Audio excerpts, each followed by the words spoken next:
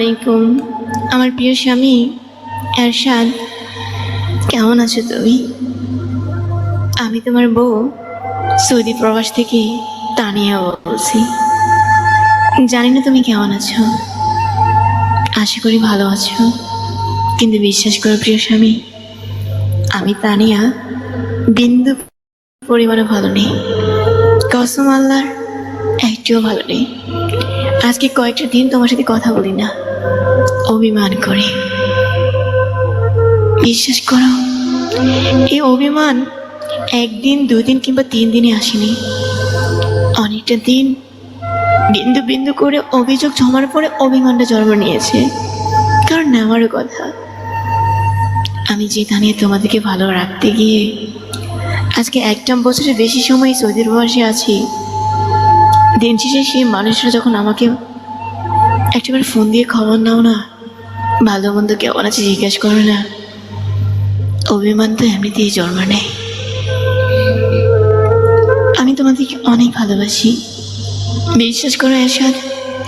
এই দুনিয়াতে আমার আপন বলতে এক মা ছাড়া আর দ্বিতীয় তুমি প্রিয় মানুষটা ছাড়া কেউ নাই। আর আমার 2টা চোখের মনি, মুসা আর সানিয়া। আমার এই 4টা মানুষের মধ্যে আমার দুনিয়াটা সীমাবদ্ধ।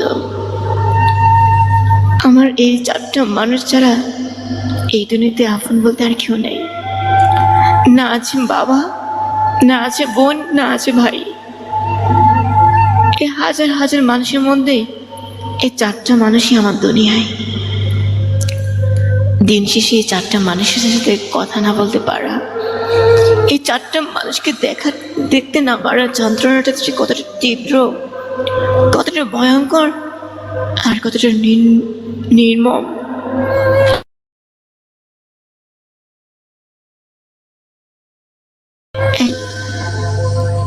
প্রিয় স্বামী এরশাদ, আল্লাহর কসম করে বলি, আমি তোমাকে অনেক ভালোবাসি। তোমাকে ভালোবাসি বলে তোমাকে ভালো রাখার জন্য আজকে তোমার বহু এই প্রবাস নামে বনবাসী হয়ে গেছি। কারণ আমি জানি আমার দিকে তাকিয়ে আছে আমার স্বামী, আমার দিকে তাকিয়ে আছে আমার ছেলে, আমার মেয়ে, আর অসহায় আমার মাটা, যার একমাত্র মেয়ে আমি। আসলে সুখ দুঃখ হাসি কান্না সব কিছু মিলে দুনিয়ায়, কিন্তু মনে হয় আমি তানিয়ার ভাগে আলাদা দুঃখটা একটু বেশি রেখে দিয়েছে।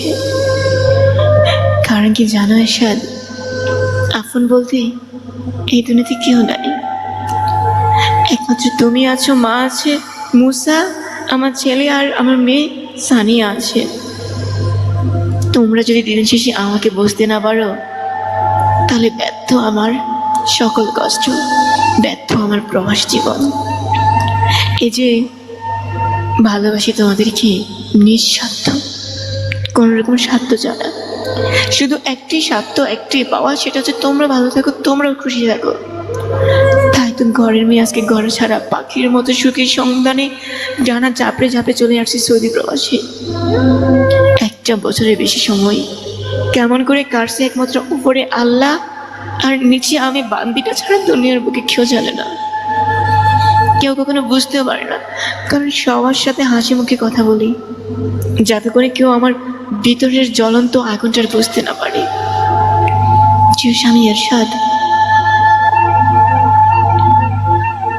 জানি না তুমি আমার সাথে এমনটা কেন করো।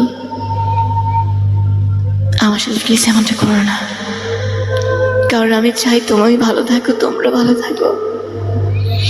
আমি তানিয়া তোমাদেরকে ভালো রাখার জন্য তো আজকে তোমাদের থেকে দূরে। তোমার কি মনে হয় তোমাদের কাছে যাওয়ার ইচ্ছে করে না আমার? একটা দিন আপন মানুষদের থেকে দূরে থেকে দেখো না, এই প্রবাসী হাজারো তানিয়া কিভাবে বেঁচে আছে, বুঝতে পারবে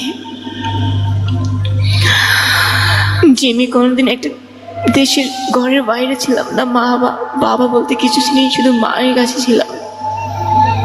যে মাকে একটা দিন ছাড়া ছিলাম না, সে মাকে ছাড়া আজকে 1 বছরের বেশি সময় আছি। কার জন্য, কিসের জন্য, কিসের জন্য, কিসের জন্য, কিসের জন্য বলো আমাকে। আমি চাই তোমরা ভালো থাকো, আর আর কিছু না। এই যে টাকা, আসলে প্রবাসীরা না খেজুর গাছের মতো হয়, স্বামী খেজুর গাছের মতো। বছরে 365 দিনের মধ্যে কেউ কখনো একটাবার খবর নেয় না যে খেজুর গাছটা কেমন আছে, কিন্তু শীতকাল যখন আসে তখন খেজুর গাছের বুকটা চিরে একটা খুঁটি ঢুকে ওইখান থেকে রস নিয়ে নেয়। ঠিক প্রবাসীদের জীবনটা এমন। 30টা দিন কেমন আছে, কে খাইতেছি, কেমন আছি, অসুস্থ কিনা, মরে গেছি, ফোন দিয়ে খবর নেওয়ার মতো কেউ থাকে না। ওই যে খেজুর গাছের মতো বুকটা ছেড়ে একটা খুঁটি ঢুকে ওইখান থেকে রস নেওয়ার মানুষের অভাব হয় না। যেমন মাসের 1 তারিখ কিংবা যে তারিখে টাকা পাই সে তারিখে ফোন দিয়ে বায়না আর হাজারের কোনো অভাব হয় না। আমি টাকার কোনো খোঁটা কিংবা নালিশ দিতেছি না, জাস্ট এতটুকু উপলব্ধি করতেছি, কারণ তোমরা হয়তো ভুলে গেছো যে আমি তানিও একটা মানুষ। আমার ফিলিংস আছে, আমারও কষ্ট হয়, আমার অনুভূতি হয়, আমারও ইচ্ছে করে যে প্রিয় মানুষদেরকে তাদেরকে নিয়ে থাকি, তাদেরকে নিয়ে বাঁচি। আমারও ইচ্ছে করে সঙ্গের শেষ খেলার সাথী বান্ধবীদের মতো নিজের দেশে থাকি, মা বাবার সাথে থাকি। আজকে তোমাদের জন্য ঘরহারা হয়ে, ঘরছাড়া হয়ে, যখন তোমাদের কাছে অভিযুক্ত কিংবা অভিযোগ হয়ে, তাহলে বলো কেমনে ভালো থাকি? আমি তোমার কাছে আসার দুটো পায়ে ধরে তোমাকে বলি, প্লিজ কষ্ট দিও না আমারে, কারণ যার কষ্ট জীবন সঙ্গী তাকে তুমি আর কি কষ্ট দিবা বলো আমারে? তাই তোমার ভালোবাসাটা চাই, যেটার কাঙ্গালিনী হয়ে, যেটার অভাবিনী হয়ে আজকে যেটাকে পাওয়ার আসে চলে আসছে সৌদি প্রবাসী, সেটাই দিও। আর কিছু চাই না আমি।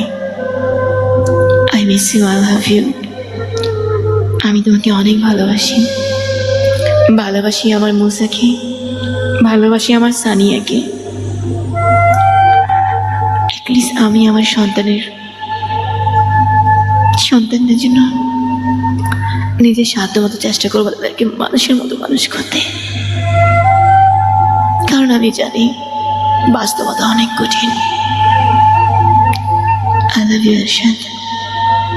আমি তোমার বউ তানিয়া তোমাকে অনেক ভালোবাসি। আমার ভালোবাসাটাকে অর্থ দিয়ে নাই, ভালোবাসা সত্য দিয়ে খুঁজে নিও, সুখ পাবে। I miss you.